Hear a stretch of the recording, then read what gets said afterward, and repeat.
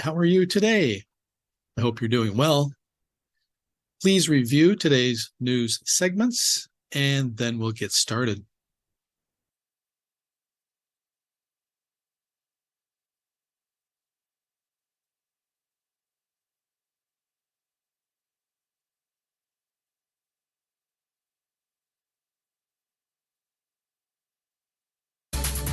This is VOA News. I'm Marissa Melton. Reports in Russia say a detained American reporter has been charged with espionage. AP correspondent Shelley Adler has more. Two Russian news agencies report jailed Wall Street Journal reporter Evan Geshkovych has been formally charged with espionage in Russia, and he's entered an official denial. Russian state news agency and Interfax news agency said that a law enforcement source informed them that Russia's Federal Security Service officially charged the American journalists. The news outlets did not say in what form he was charged or when, but generally suspects are presented a paper outlining the accusations. Russian authorities arrested the 31-year-old reporter last week. I'm Shelley Adler. A video uploaded to social media shows a crowd cheering as Democratic Representative Gloria Johnson of the U.S. state of Tennessee and expelled Representatives Justin Jones and Justin Pearson walk out of Tennessee's state capitol. Republicans in control of the Tennessee House of Representatives voted to expel two Democratic representatives Thursday for breaking decorum during a gun control demonstration at the State House last week in the wake of the latest school shooting, which took place in Nashville. Representatives Justin Jones and Justin Pearson, two young black legislators, were removed by the Republican supermajority, but the resolution to remove Democrat Gloria Johnson, a white woman, came up one vote short. A federal judge on Friday halted federal regulators' approval of an anti-abortion pill while a legal challenge proceeds, partially granting a request by anti-abortion groups and dealing another setback to abortion rights in the United States. According to court documents, the ruling allows the Biden administration 1 week to appeal the decision. This is VOA News.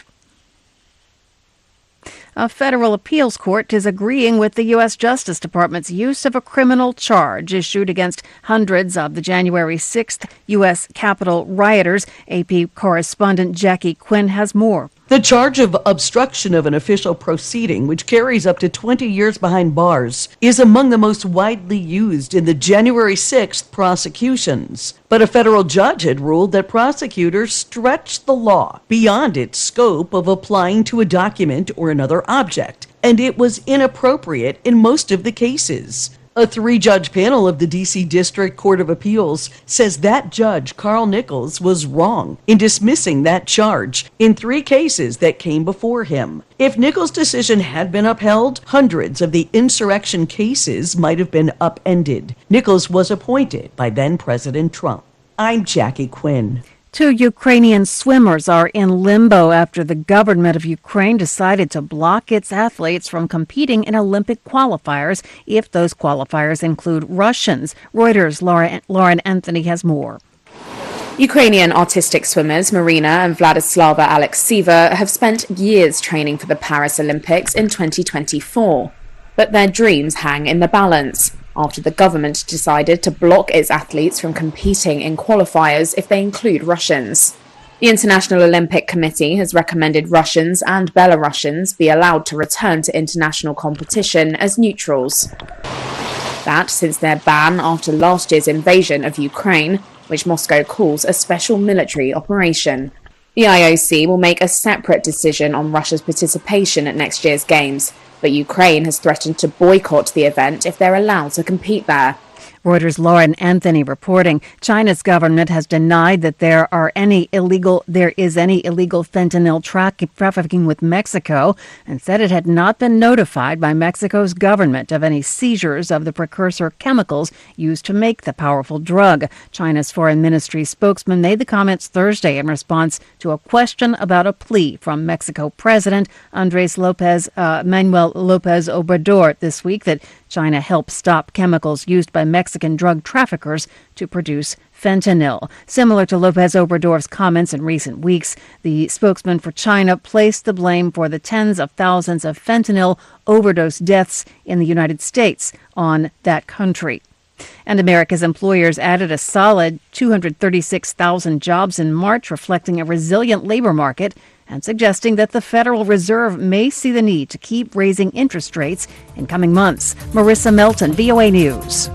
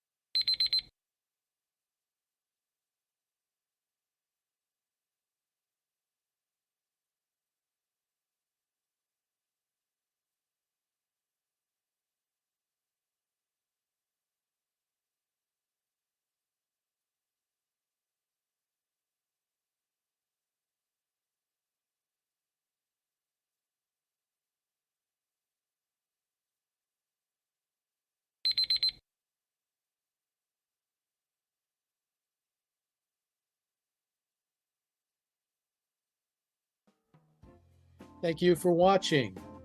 Can you do me a favor? Please leave a comment in the comments section below. That would really help. Thank you, and see you again soon.